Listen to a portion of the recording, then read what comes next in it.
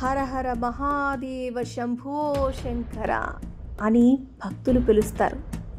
శివుడిని దేవాది దేవుడు, ఆదిదేవుడు అని అంటారు. ముల్లోకాల యొక్క ఆది మరియు అంతాన్ని చూడగలిగే శక్తి కేవలం శివుడికి మాత్రమే ఉంటుంది. ఈ ప్రపంచంలోని అన్ని అతీంద్రియ శక్తులు అతని అధీనంలో ఉంటాయి. అయితే శివుడు ఎలా జన్మించి ఉంటాడు అనే సందేహం మీకు ఒక్కసారైనా వచ్చి ఉంటుంది. దాంతోపాటు అతని తల్లెవరు, మరియు అతని తండ్రి పేరేమిటి, ఎక్కడ చదువుకున్నాడు, అతని గురువు పేరేంటి, అలా కాకపోతే శివుడు ఎవరికి గురువు, అతని శిష్యులు ఎవరు. కాబట్టి ఈ విషయాలన్నింటితోటి ఇంకా మరెన్నో ప్రశ్నలకు సమాధానాలను ఈ వీడియోలో మనం తెలుసుకుందాం. శివుడి జన్మకు సంబంధించి శివపురాణం ప్రకారంగా శివుణ్ణి స్వయంభూ అని అంటారు. అంటే అతని పుట్టుక స్వయంగా జరిగింది అని అర్థం. శివుడికి తల్లి తండ్రి అంటూ ఎవ్వరూ లేరు. ఈ కారణం వల్లే శివుడు పంచభూతాలకు అతీతుడు. శివుడికి జననం తప్ప మరణం అనేది ఉండదు. అందుకే అతనికి మృత్యు భయం కూడా ఉండదు. విష్ణు పురాణంలో శివుని పుట్టుక గురించి ఒక ప్రస్తావన ఉంది. విష్ణు పురాణం ప్రకారం విష్ణువు నుదిటి నుండి వెలువడే కిరణాల నుంచి శివుని పుట్టుక జరిగింది. అతని నాభి నుంచి వెలువడే పద్మం నుంచి బ్రహ్మదేవుడు పుట్టాడు అని. కానీ మరోవైపు విష్ణువు జననం గురించి శివపురాణంలో ఇలా ప్రస్తావించారు. ఒకసారి శివుడు తన కాళ్లను మర్దన చేసుకుంటూ ఉంటే ఆ మురికి నుంచి శ్రీ మహావిష్ణువు జన్మించాడు. ఇవి రెండు నిజమైతే విష్ణు పురాణం మరియు శివపురాణం ఒకదానికి ఒకటి పూర్తి భిన్నంగా ఉన్నాయి. అంటే విష్ణు పురాణం విష్ణు భగవానుణ్ణి ఆదిదేవుడిగా పేర్కొంటుంది. అలాగే శివపురాణం మహాదేవుణ్ణి ఆదిదేవుడిగా పేర్కొంటుంది. ఇలా అయితే వీరిద్దరిలో ఎవరు ఎవరిని సృష్టించారు అనేది చెప్పడం చాలా కష్టమైన పని. ఈ రెండు కథలను పక్కన పెడితే శివుని జననం గురించి ఇంకో కథ బాగా ప్రాచుర్యంలో ఉంది. ఈ కథను మీరు కూడా చాలాసార్లు వినే ఉంటారు. ఒకానొక సమయంలో బ్రహ్మ విష్ణువు మధ్య ఒక చర్చ జరుగుతుంది. వాళ్ళిద్దరిలో నేను గొప్ప అంటే నేను గొప్ప అనే వివాదం మొదలవుతుంది. ఆ సమయంలో మండుతున్న అగ్నిగోళంలాగా ఆది అంతం లేని ఒక పెద్ద స్తంభం వారి మధ్య ప్రత్యక్షమవుతుంది. ఆ స్తంభం ఎక్కడి నుంచి వచ్చింది, ఎందుకు వచ్చింది అనే విషయం వాళ్ళకి తెలియదు. అప్పుడే ఆ స్తంభం నుంచి ఒక శబ్దం వస్తుంది. ఎవరైతే ఈ స్తంభం యొక్క ఆది లేకపోతే అంతాన్ని కనుక్కుంటారో వాళ్ళే గొప్పవారిగా గుర్తింపు తెచ్చుకుంటారు అని చెప్తాడు. ఆ మాట వినగానే బ్రహ్మ ఒక పక్షి రూపం దాల్చి ఆ స్తంభం యొక్క ఆది కనుక్కోవడానికి బయలుదేరతాడు.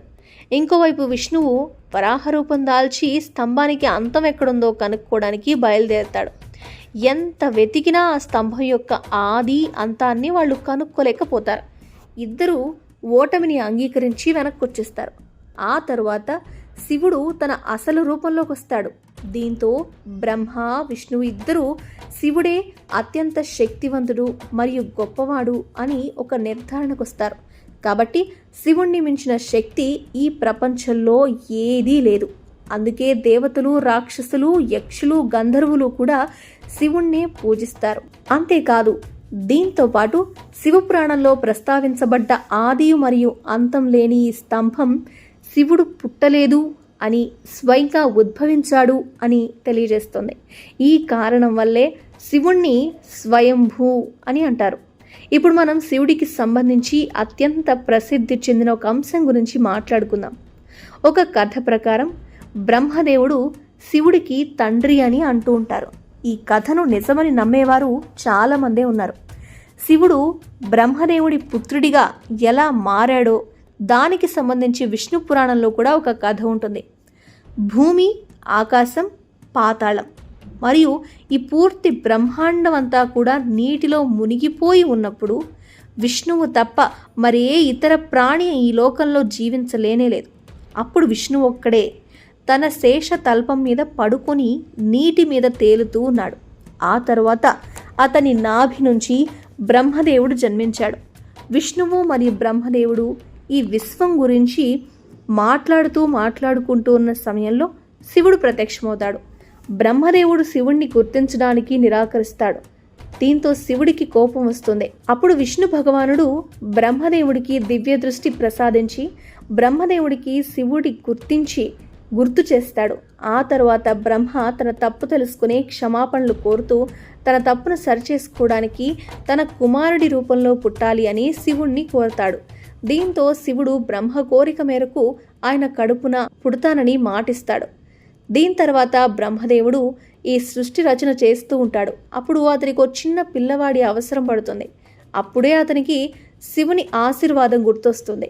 అప్పుడు బ్రహ్మదేవుడు శివుణ్ణి ప్రార్థించగానే శివుడు అతని ఒడిలో చిన్న పిల్లవాడిలాగా ప్రత్యక్షమవుతాడు.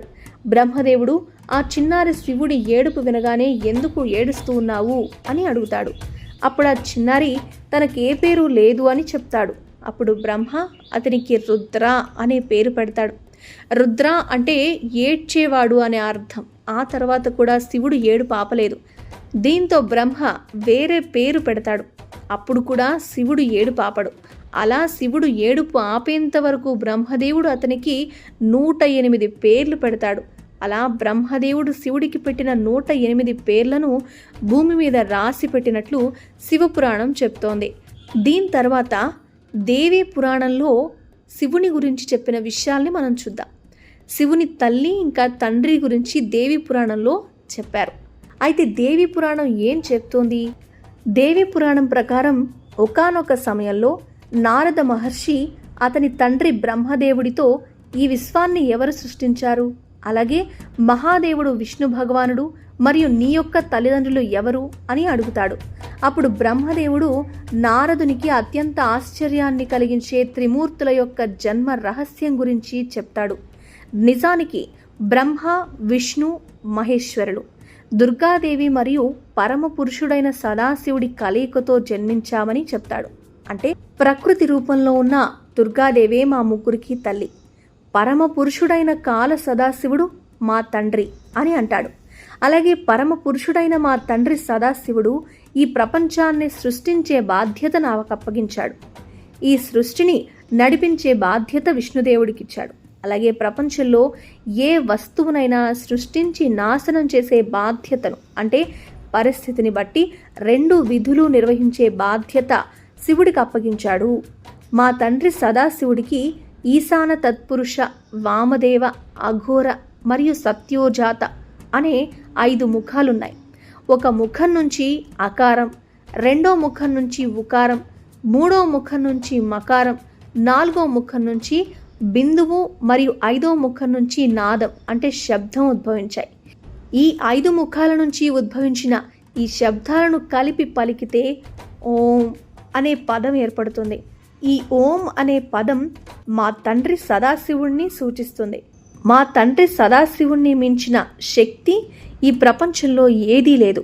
అందుకే త్రిమూర్తులమైన మేము ఎప్పుడూ ఓంకార నామాన్నే స్మరిస్తూ ఉంటామంటాడు. అయితే ఇక్కడ మనం గమనించాల్సిన విషయం ఏమిటంటే, హిందూ మతంలో ప్రజలు సాధారణంగా సదాశివుడి కంటే శివుణ్ణి ఎక్కువగా పూజిస్తారు. సదాశివుడు శివుని యొక్క అతీంద్రియ మరియు అంతిమ రూపంగా పరిగణించబడ్డప్పటికీ ప్రజలు సాధారణంగా పూజించే దేవుడు కేవలం శివుడు శైవమత సంప్రదాయంలో భాగంగా ఆయనకు సర్వోన్నత జీవిగా చూస్తారు. ఇది విన్న నారదుడి మేధస్సు చలించిపోయి తండ్రి బ్రహ్మదేవుడికి నమస్కరించి అక్కడి నుంచి సెలవు తీసుకుంటాడు. ఈ శివుడు ఎవరి దగ్గర నుంచి విద్యను అభ్యసించాడు అనే ప్రశ్నకు సమాధానం చూస్తే అతని గురువు ఎవరు అనే ప్రశ్నలకు సమాధానాలు ఇంకా మిగిలే ఉన్నాయి. అయితే శివుడు ఎవరి దగ్గర విద్యను అభ్యసించలేదు. అలాగే శివుడికి గురువులంటూ ఎవరూ లేరు. దీనికి బదులుగా శివుడే ఈ లోకానికి ఆది గురువుగా చెప్పబడ్డాడు. ఈ లోకంలో గురు శిష్యుల సాంప్రదాయాన్ని శివుడే ప్రారంభించారట. ఇది విన్న తర్వాత శివుడు ఎవరికి గురువు, అతని శిష్యులెవరు అన్న ప్రశ్న తలెత్తుతుంది. అయితే గురువు శిష్యు ఈ సాంప్రదాయాన్ని ప్రారంభించి బ్రహ్మ మరియు శివుడు ఈ ప్రపంచానికే మొదట గురువులు అని హిందూ గ్రంథాలలో చెప్తున్నారు. బ్రహ్మదేవుడు గురువుగా తన మానస పుత్రులకు విద్యను బోధిస్తాడు. అలాగే శివుడు గురువుగా తన 7 శిష్యులకు మాత్రమే తన జ్ఞానాన్ని ఇస్తాడు. అంటే శివుడు 7 శిష్యులకు గురువు. శివుడు గురువుగా ఉన్న 7 మంది శిష్యులకు నేటి కాలంలో సప్తర్షుల హోదా ఇవ్వబడింది. ఈ సప్తర్షులే శివుడి యొక్క శిష్యులుగా ఉన్నారు అని అర్థం. కాబట్టి శివుడి గురించి చాలా విషయాలు మీరు తెలుసుకున్నారు కదా. ఓం నమః శివాయ.